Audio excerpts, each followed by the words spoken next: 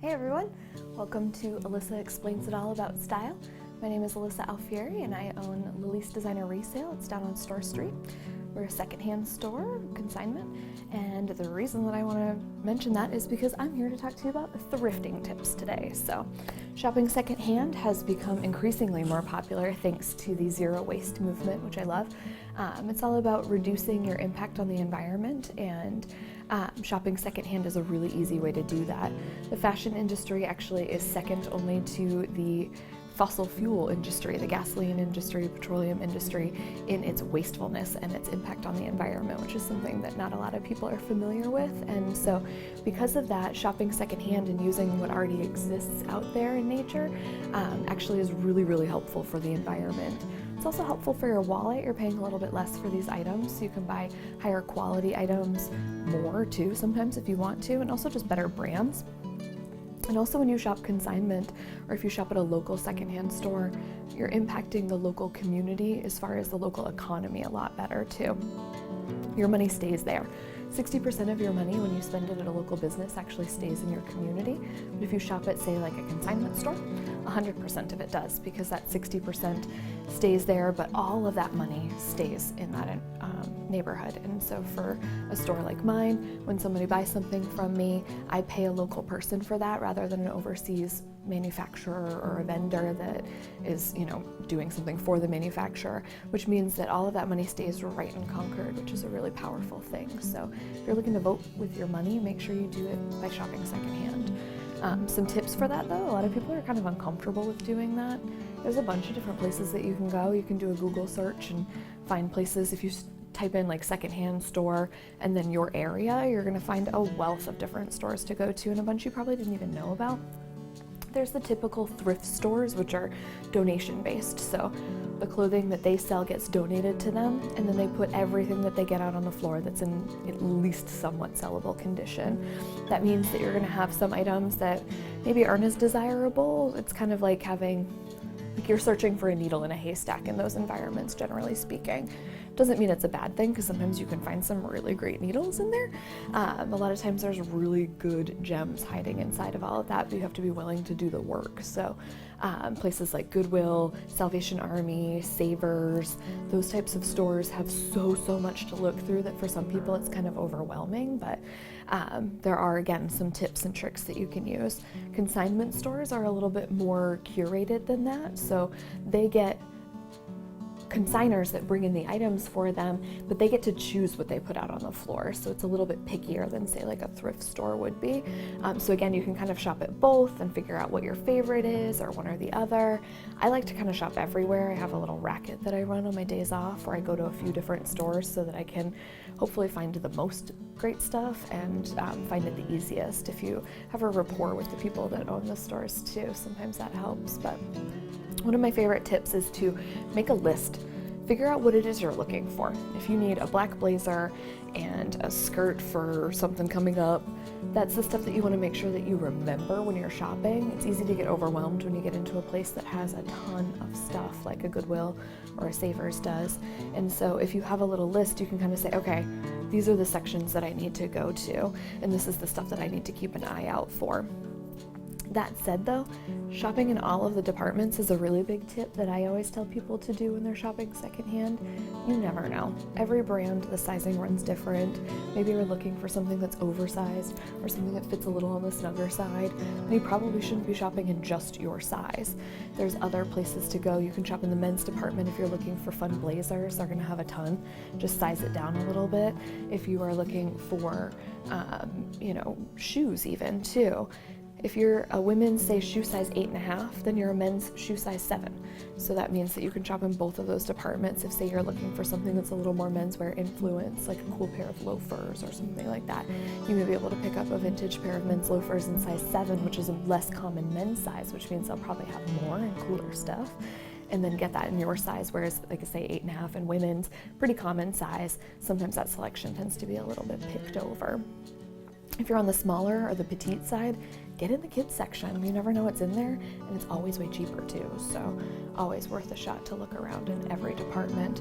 Same goes with the shoe tip in the kids department as well. In the little boys department, those shoes, same size as the men's too. This tip is kind of antisocial, but it's true. If you want to pick through everything and you really want to get in there and look at stuff, don't bring a friend. Don't do it. Because they're going to be like staring at the ceiling and being like, are you done yet? And you're going to be like, no, girl, I have tons of other stuff to look at. If you have another friend who really likes thrifting like you do, you guys can team up and kind of man the store together and start shouting across the store at each other and say, hey, did you see this? But if your friend is not a shopper and you're looking to spend some time, leave them at home. Tell them to meet you for drinks after, because otherwise you're going to feel pressured, and then you're going to have that feeling of like that FOMO feeling, like, did I miss out on something later on? And that's never any fun. Also, when you're shopping, check the tags. Always make sure you're looking at things like that. If you get like a funny feeling about something and you're like, seems like it's a good product, but I'm not really sure, just pick it up, look at the tag. You might realize, oh my gosh, this is a really great brand. This is something I totally want. Or you might realize, oh no, it's just like a cute little Forever 21 knockoff thing where it's not quite as good as it seemed. And that'll tell you a lot too about the fabric that it is. If you see something that's silk or wool or cashmere and it's very inexpensive, it might be something worth picking up because those materials themselves are better and they're going to last longer. So if you're getting a good deal on something like that, again, if you're trying to do the zero waste thing, buying better quality fabrics that are going to last longer secondhand not only saves those products from hitting a landfill, but it's also going to save you the money and save the environment the cost of having to buy multiple items as the years go by.